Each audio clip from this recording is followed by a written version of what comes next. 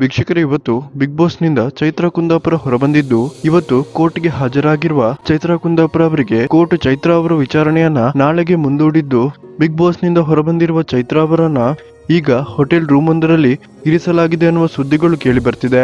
ವೀಕ್ಷಕರೇ, ಕಳೆದ ವರ್ಷದ ಕೇಸ್ನಿಂದಾಗಿ ಚೈತ್ರಾ ಕುಂದಾಪುರ ಸಂಕಷ್ಟಕ್ಕೆ ಒಳಗಾಗಿದ್ದು, ಬಿಗ್ ಬಾಸ್ ನಿಂದ ಇವತ್ತು ಡೈರೆಕ್ಟ್ ಆಗಿ ಕೋರ್ಟ್ಗೆ ಕರ್ಕೊಂಡು ಬಂದ ಬಿಗ್ ಬಾಸ್ ನ ಟೀಮ್ ಚೈತ್ರಾ ಅವರನ್ನ ಕೋರ್ಟ್ ನ ವಿಚಾರಣೆಗೆ ಹಾಜರುಪಡಿಸಿದ್ದಾರೆ. ವೀಕ್ಷಕರ ಒಂದು ಮಾಹಿತಿಯ ಪ್ರಕಾರ ಚೈತ್ರಾ ಅವರಿಗೆ ಕೋರ್ಟ್ ಹಲವಾರು ಪ್ರಶ್ನೆಗಳನ್ನ ಕೇಳಿದ್ದು, ಚಾರ್ಜ್ ಶೀಟ್ ನಲ್ಲಿ ಮೆನ್ಷನ್ ಆಗಿರುವಂತೆ ನಿಜವಾಗ್ಲೂ ನೀವು ತಪ್ಪು ಮಾಡಿದ್ದೀರಾ ಅಥವಾ ಇಲ್ವಾ ಅನ್ನುವ ಪ್ರಶ್ನೆಗಳನ್ನ ಕೇಳಿದೆ. ಇದಕ್ಕೆ ಚೈತ್ರಾ ಕುಂದಾಪುರ, ನಾನೇನು ತಪ್ಪು ಮಾಡಿಲ್ಲ, ನನ್ನ ಮೇಲೆ ಸುಳ್ಳು ಆರೋಪ ಮಾಡಿದ್ದಾರೆ ಅಂತ ಕೋರ್ಟ್ಗೆ ತಿಳಿಸಿದ್ದಾರಂತೆ. ಹಾಗಾಗಿ ನಾಳೆಗೆ ವಿಚಾರಣೆಯನ್ನು ಮುಂದೂಡಿರುವ ಸೆಷನ್ ಕೋರ್ಟ್ ಸದ್ಯಕ್ಕೆ ಬಿಗ್ ಬಾಸ್ ಆಯೋಜಕರು ಚೈತ್ರಾ ಅವರನ್ನ ಬಿಗ್ ಬಾಸ್ ಮನೆಗೆ ಕಳಿಸದೆ ಹೋಟೆಲ್ನ ರೂಮ್ ಒಂದರಲ್ಲಿ ಇರಿಸಿದ್ದಾರೆ.